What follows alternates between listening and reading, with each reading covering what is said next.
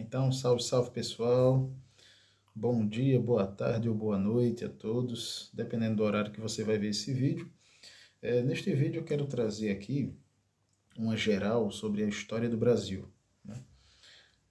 Para quem me acompanha, né, em alguns vídeos, sabe que é uma área que eu gosto e no qual eu tenho formação, né, a área de História lá no Brasil, pela Universidade Potiguar, UNP. Então eu gosto de fazer alguns vídeos, né, gosto de fazer para que nós possamos trazer um conteúdo melhor e aprazível à internet. Eu gosto de adicionar isto, né? Geralmente no meu canal eu divido algumas playlists, como quem observar vai ver e contemplar esse tipo de coisa, né? As playlists lá que eu crio. E eu faço alguns vídeos porque eu trato também como algum tipo de hobby, né? É um lazer, é algo prazeroso para mim. Então, neste vídeo de hoje, eu gostaria aqui de grifar, gostaria de destacar alguns pontos principais da, como eu disse, história do Brasil. No caso, vai ser uma história geral do Brasil. E no decorrer dos próximos vídeos eu vou tratar dos assuntos com peculiaridades, né? Mais detalhados. Então, vamos lá. Eu gostaria de iniciar esse vídeo com uma pergunta bem simples, né? Para que nós possamos entender, para que nós possamos compreender, né? Como é dividido, pelo menos de forma oficial, né? Quando eu digo oficial, isso tem a ver com o MEC do Brasil, né? Ministério da Educação, e como o Brasil ele enxerga a sua própria história e como ele faz essa divisão aí de forma, como eu disse, oficial, para que possa ser empreendido essa forma de ensinamento e de educação nas escolas do Brasil, né? Sejam elas escolas privadas ou escolas públicas. Então, como é a história geral do Brasil? Ela é dividida na seguinte forma. Temos o período pré-cabralino, segundo, temos o período pré-colonial, depois o período colonial em si, depois o período imperial, após isso vem o período republicano, depois aquelas escolas, né, que dividem, né, escolas e universidades, né, dividem a República Populista, que vai de 1946 a 1964. E posterior, de 1964, é chamado de período de ditadura militar, que vai de 64 a 1985, né, com a queda da ditadura, né, e a retirada, né, a tirada desse governo ditatorial na época no Brasil, e agora a iniciação de uma nova democracia, né, de um governo democrático no Brasil, que vai de 1985, né, também com as chamadas desde 1984, com as diretas já, aí a partir de 1985 até os dias atuais, né, a democracia brasileira. Mas aí eu gostaria de destacar aqui alguns pontos, né, como eu disse, a história geral do Brasil. Eu gostaria de trazer esse resumo e nos demais vídeos eu vou destacando com mais detalhes as especificidades de cada período. Então, o primeiro período, né, que é o período, como eu disse, o pré-cabralino. O que significa isso? Pré-cabralino.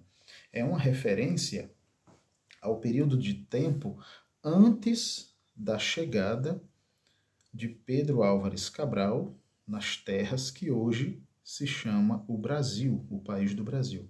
Então esse período aí, esse tempo, é antes da chegada de Cabral, né, com as demais embarcações que foram organizadas e direcionadas pela coroa portuguesa para estas terras, que hoje se chama o Brasil.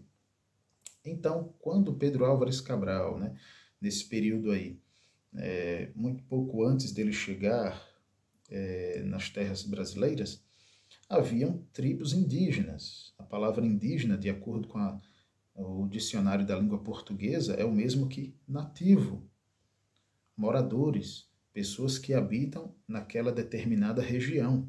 Então, indígena significa nativo, pessoa que nasceu ali. Então, os nativos, né, eram vários, eram milhões, né?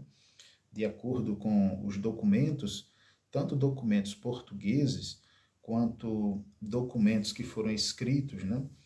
Coisas que foram encontradas de acordo com o período. Aí temos que entrar também na área da arqueologia brasileira, o que não é a ideia desse vídeo, mas aí você vai chegar a um denominador comum e que realmente haviam milhões de pessoas que viviam ali, povos, né, indígenas, povos nativos, e que tinham seus problemas sociais, tinham seus conflitos, né?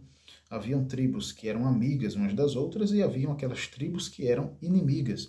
Isso, basicamente, quando você lê, quando você estuda sobre a história geral, né, do mundo, né, entre várias regiões do mundo, você vai identificar esses tipos de problemáticas sociais em todas as sociedades do mundo, praticamente.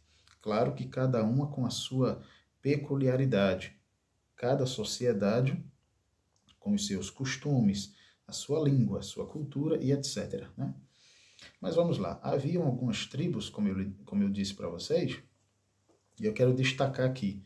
Haviam os Tupinambás, né? Tribo indígena chamada os Tupinambás, os quais viviam próximo ao litoral do estado da Bahia, né? O atual estado da Bahia de hoje, que se encontra na região nordeste do Brasil.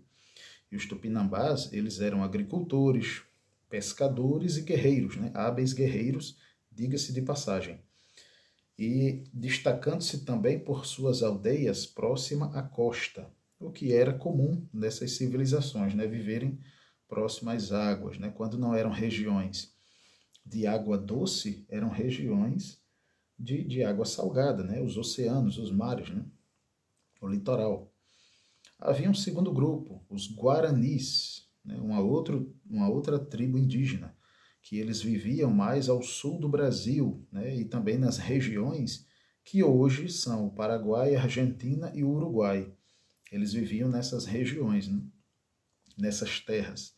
Também eram agricultores itinerantes, sempre à frente, né? Buscando novas regiões para plantio, né? Para cultivar e etc.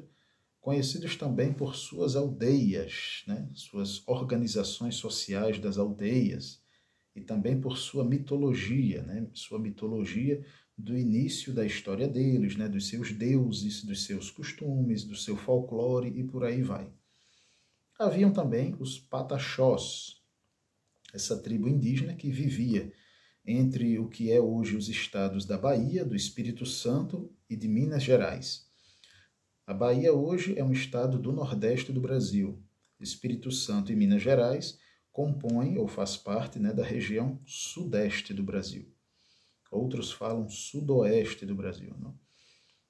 As suas principais características foram, né, uma forte ligação com a Mata Atlântica, e eles praticavam agricultura também e eram hábeis caçadores.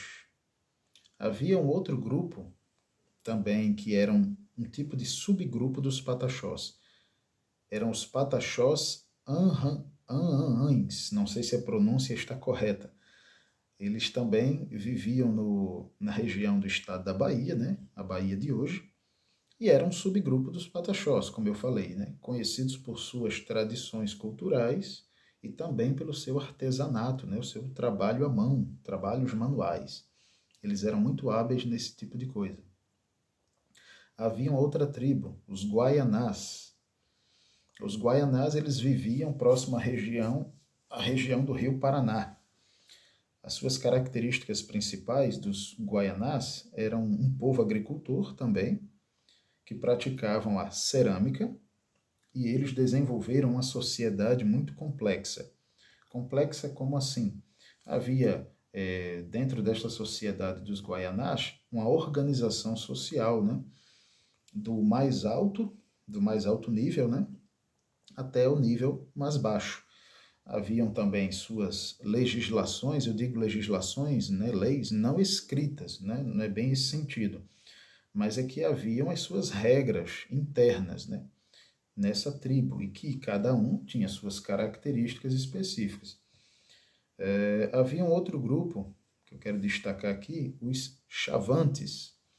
Eles viviam na região do Planalto Central. E este grupo, né, esta tribo indígena, os Chavantes, era um grupo nômade. O que são os nômades? Os nômades, eles vivem em um determinado lugar, em uma determinada região, e depois vão para outra região, né? E também eram conhecidos por suas habilidades na caça e na arte da guerra. Haviam também os caiapós, que viviam na localização de hoje do estado do Mato Grosso. Suas características principais eram agricultores e viviam em grandes aldeias. Haviam também os chucurus, que habitavam, né, hoje no atual estado do Alagoas, né, na região do estado de Alagoas. Aliás, Maceió, né, Alagoas hoje é a capital. Então, as características eram um povo guerreiro, né, os chucurus, era um povo guerreiro e que habitava nas regiões de mata e também da caatinga. Então, esse aí é o período que eu destaco como o período pré-cabralino, né? Essas tribos indígenas que viviam nesse período antes da chegada do Pedro Álvares Cabral e de sua comitiva. E não somente essas, haviam outras tribos também, né? Então, depois temos o quê? O período chamado pré-colonial. E o período pré-colonial se refere a quê, Eduardo? A expressão pré-colonial é uma referência aos primeiros anos da chegada, ou após a chegada de Pedro Álvares Cabral e da comitiva, né? E das demais embarcações que vieram com os demais portugueses, né? Que vieram com o intuito de colonizar, de explorar aquelas terras dantes não conhecidas, mas agora, né, nesse período entre 1500 e 1530, são os primeiros contatos, né, os primeiros momentos com os nativos e com essa terra, né? E também a posterior vem a colonização de exploração. Então vamos lá, período colonial, né? Pré-colonial, de 1500 a 1530. E depois temos o período colonial, né? Que dá ênfase na colônia de exploração, né? Aí depois, quando vem os ciclos, né? Ciclo do pau-brasil, ciclo do açúcar, ciclo do ouro, ciclo do café, que o ciclo do café basicamente é lá pelo século XIX, mas embora a temporalidade, ela de forma geral, ela abrange de 1500 a 1822. Aí também temos o primeiro é o ciclo do pau-brasil, né, de 1500 a 1530, como eu falei. Depois temos uma exploração intensiva, motivação europeia, exploração costeira, monopólio real, presença indígena. Aí temos o ciclo do açúcar, que vai entre os séculos XVI e XVII. Depois temos o ciclo do ouro, que vai entre os séculos XVII e o século XVIII. E depois temos também o período joanino, né, de Dom João, de 1808 a 1821. Né, também, século XIX, período aí que o Brasil se torna um império, né, o Império Brasileiro. E o período imperial, né, pelo menos inicial, na margem geral, o período imperial ele vai de 1822 a 1889, sendo que de 1822 a 1831 é chamado de Primeiro Reinado. O regencial vai de 1831 a 1840 e o Segundo Reinado de 1840 a 1889.